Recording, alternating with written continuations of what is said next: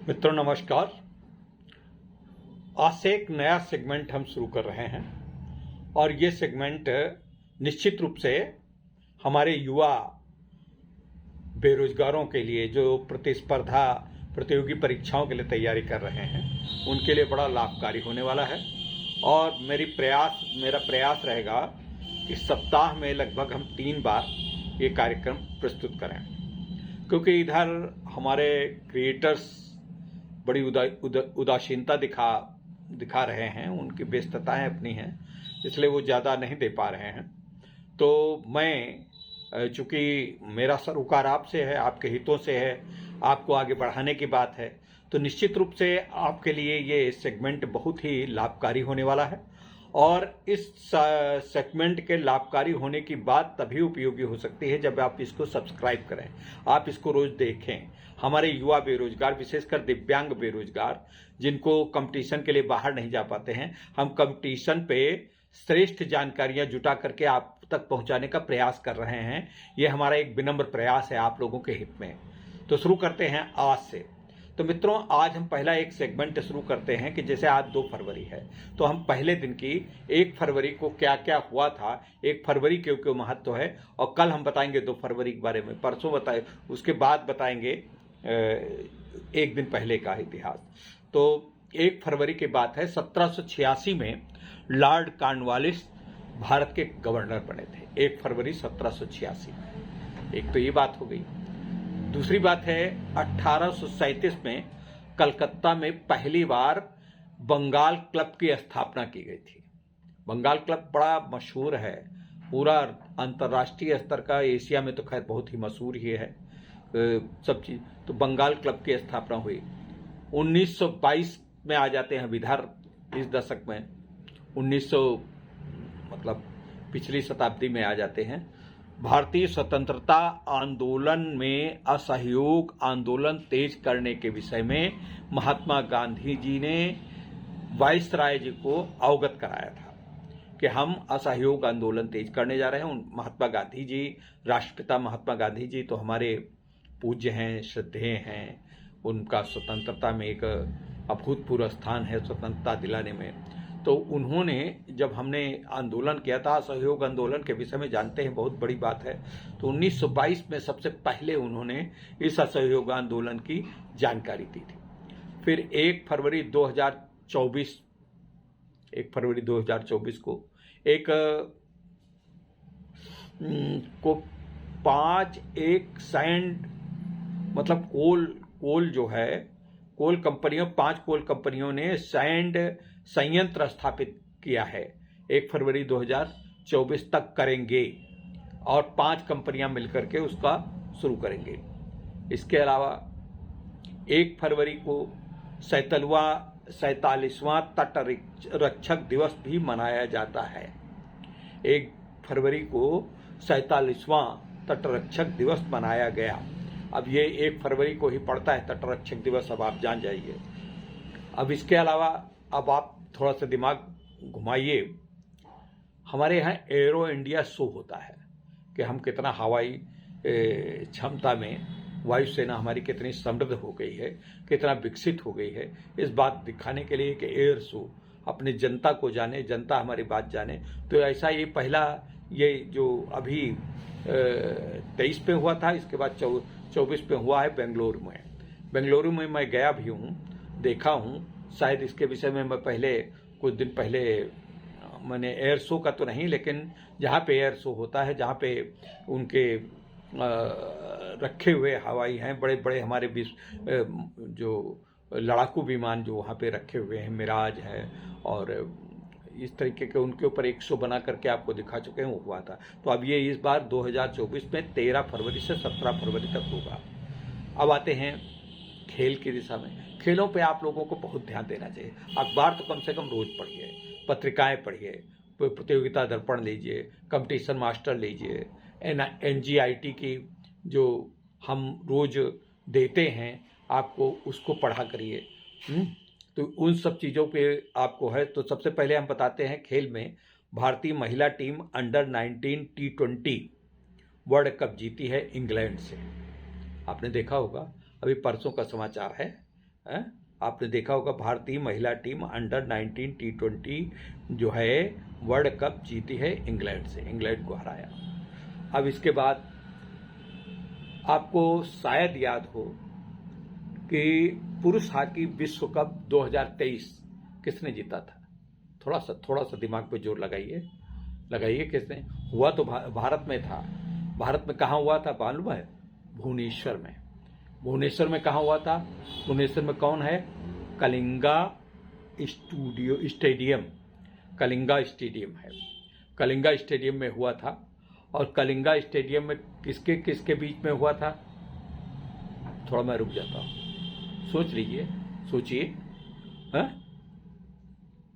Germany और Belgium के बीच में फाइनल मुकाबला हुआ था और उसमें जर्मनी जो है तीसरी बार ये प्रतियोगिता जीत ली थी।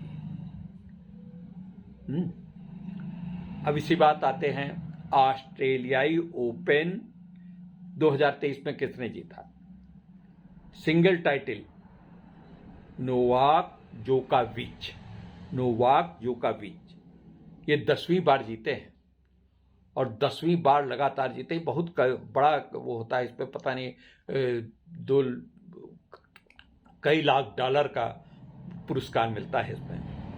तो ऑस्ट्रेलियन ओपन में जब ये जीते, आपके नोवाक जोकोविच किससे जीते? नहीं मालूम है, मैं बताता हूँ। स्टेफानेस से। स्टेफानेस ये जो है ग्रीक खिलाड़ी थे, उनसे जीता है ये ऑस्ट्रेलिया ओपन। तो ये तो खेल संबंधी बातें रहीं।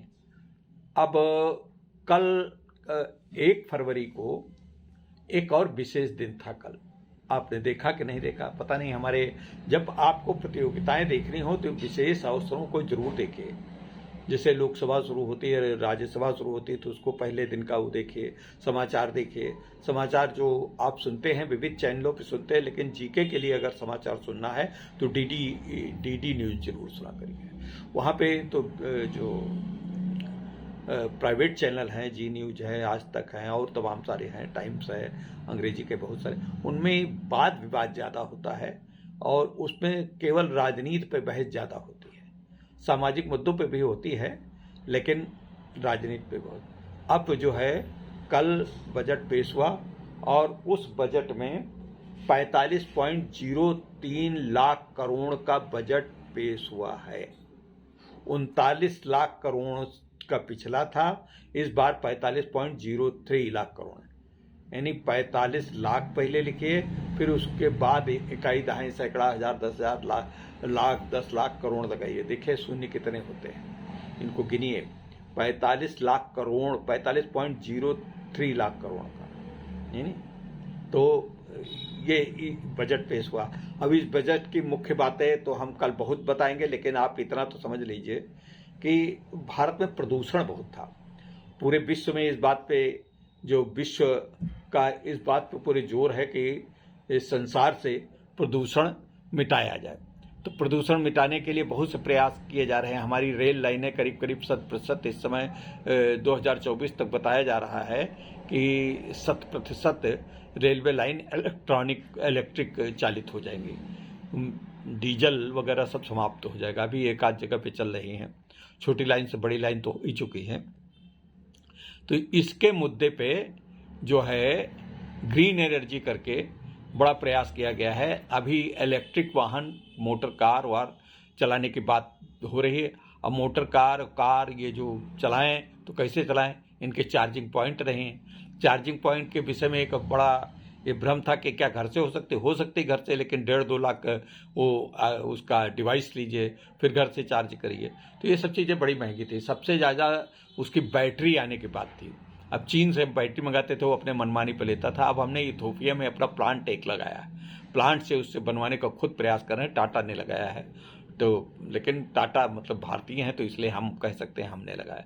तो उससे अब सस्ती पड़ेंगी इथोनियम की जो बैटरी आएंगी वो सस्ती पड़ेंगी, और सस्ती पड़ने के कारण बहुत ज़्यादा उस पर छूट दे दी है। बहुत ज़्यादा इस बजट में ये मुख्य बात है कि इलेक्ट्रिक कारें जो हैं वो बहुत सस्ती होंगी। मतलब करीब करीब जो 50 से लेकर के 1 लाख तक सस्ती होने की संभावना है इलेक्ट्रिक कार में, 50,000 से लेकर 1 लाख तक का। खैर, ये बात रही। इसके बाद सबसे बड़ी बात है, आज हर बड़े युवा हमारे हार्ट अटैक हो रहा है, शुगर की बीमारियां हो रही हैं। हमारा खान पान बहुत बदल गया। हम ज़्यादातर लंच कर रहे हैं बेटाइम, डिनर कर रहे हैं बेटाइम, और बाहर का ज़्यादा खा रहे हैं, पिज्ज़ा ये वो फास्ट फूड ज़्यादा खा रहे हैं।